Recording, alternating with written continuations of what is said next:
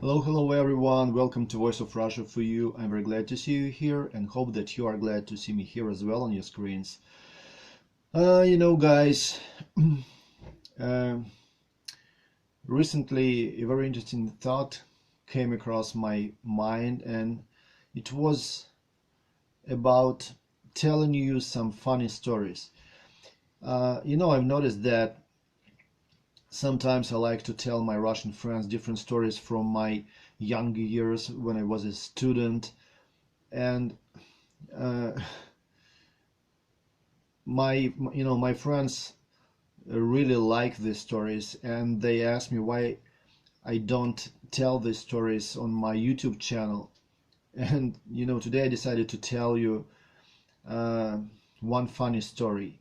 It's for you to decide how funny the story is, but anyway, I'll tell you and you decide.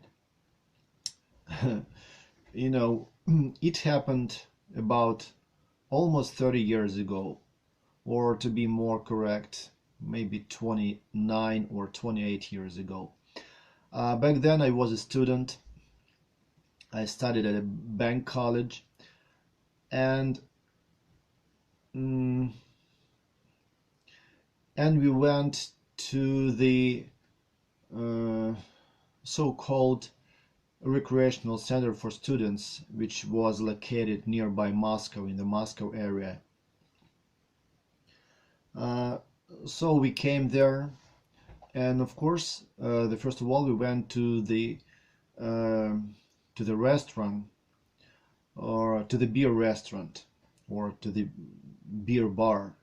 So say it was a very small room with several standing table. So it means that people had to drink beer standing right next to the table. There were no chairs. And we started to drink beer, a lot of beer. And of course, we were very young. I was about maybe 16 or 17 years old. And of course, we wanted to drink as much as possible because, it was the opportunity to uh, to run away from our parents' supervision, and to do whatever we wanted to do. So we started to drink beer. If I'm not mistaken, this specific evening I drank about 22 or 23 half-liter cups of beer. Uh, I'm not sure about the exact number, but it was more than 20 cups for sure. So we are drinking beer, and of course there are a lot of local alcoholics who always visited this bar.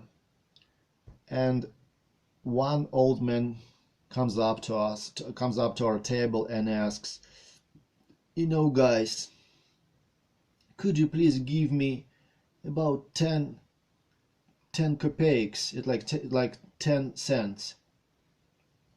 Could you give me 10 cents? I'm short 10 cents to buy a cup of beer. Of course, we were very kind, very generous, and we give him the entire cup of beer. This man takes this cup of beer, looks at this beer, looks at us, looks at this beer, looks at us, puts this cup on the table, starts crying, and run away. So he wasn't ready to accept this generosity. He'd never seen anything like this, as we figured it. So we ran after him. We caught up with him. We brought him back to the bar, gave him this cup of beer, did our best to console him. Like, his name was Vita. We told him, Vita, calm down, it's okay, everything is for real. We are offering you this beer. You can drink it and enjoy it. So this man was crying and drinking this beer. So we keep drinking.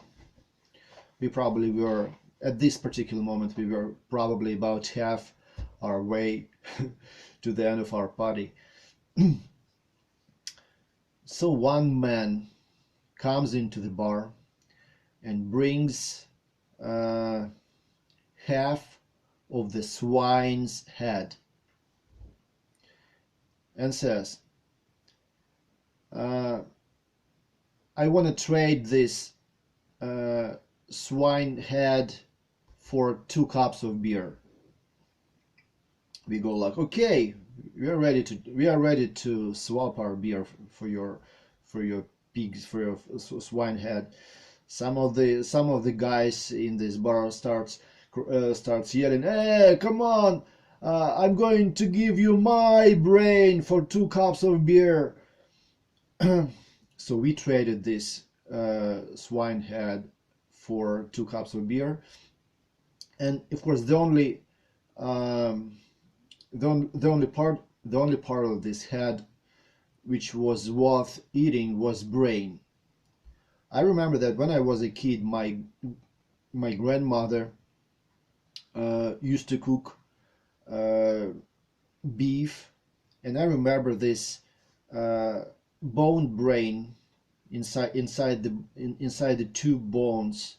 It was very delicious. I liked it, and I figured that probably this swine head was cooked the same way, and this brain inside this head, in fact it was half of the head.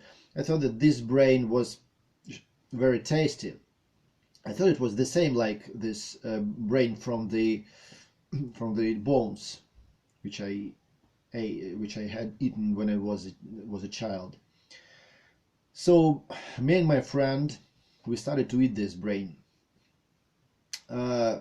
This friend of mine was in charge of this process, so he would take a spoonful of this brain, put some salt on it, try it, give it to me, and I was like, oh, it's too salty.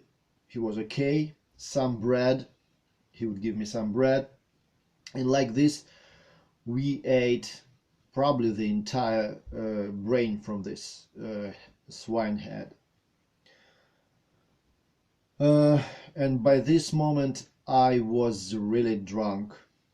All of us were really drunk, and the only thing I remember that I was counting the beers that we were drinking, and as I already told you, we drank about more than 20 cups of beer, half a liter cups of beer, like more than 20 pints. Oh. So after that, we went to our so say pension. So we returned back to our pension.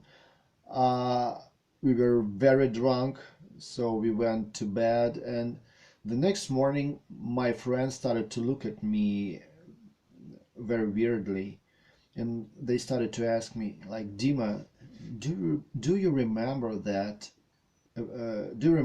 happened yesterday? And it was like, of course I do remember what happened yesterday. We ate this boiled swine brain, and my friends go like, no, Dima, this brain wasn't boiled, it was raw brain, and when you were eating this brain, other people were puking nearby. Even these alcoholics were about to puke, or some of them were throwing up. And I was like, are you sure this brain was raw? I was sure it was boiled, it was cooked. And my friends go like, no, this brain were raw. So you and your friend and your friend ate the entire half of this swine head full of raw brain.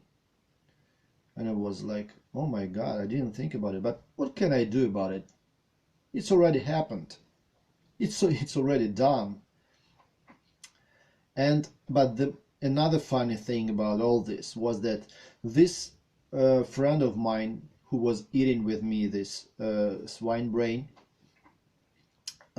He had to work the next day. He worked at a hospital, and the next day was his shift, so he had to go back to Moscow so he could go to work the next day. And as his mom told me a little bit later, it was a horrible picture.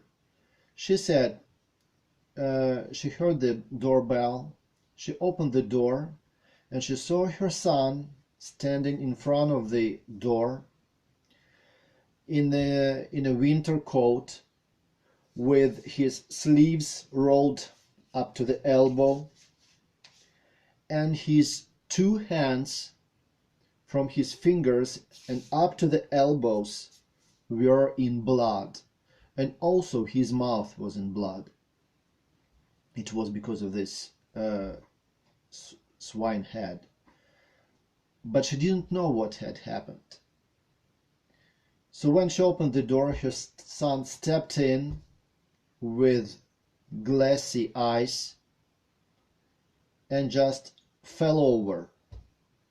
He fell over, and so she was unable to find out what had happened until the last morning, until the following morning. In fact, she hoped that she would find out what had happened the next morning.